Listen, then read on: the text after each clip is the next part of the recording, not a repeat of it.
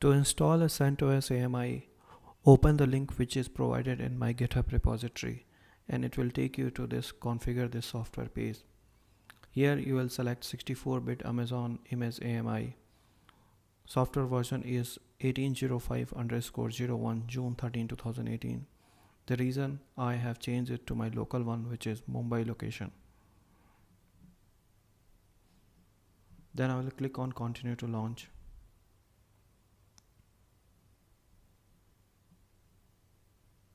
From the launch choose action, I will let it be as launch from website. I will not change it.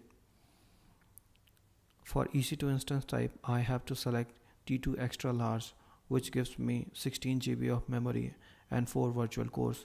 This is the prerequisite to install. OpenShift origin cluster. VPC settings looks good. Subnet settings looks good to me. And for my launch wizard, I'll be using OpenShift security group where I have all traffic open. My key pair, I have created a key pair for OpenShift, so I'll be using the OpenShift key pair. Then I'll hit launch.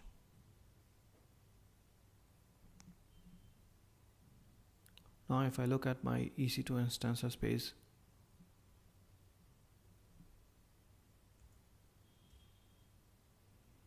let me refresh it, and there is one instance which is running. There was one instance which I was actually using earlier, so that one has been terminated. So let's copy the IP address and let's copy the public DNS of this instance. And after that we will SSH into this instance.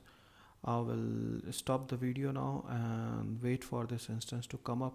Once instance will be up, I will show you on my terminal window how we can SSH and connect to it.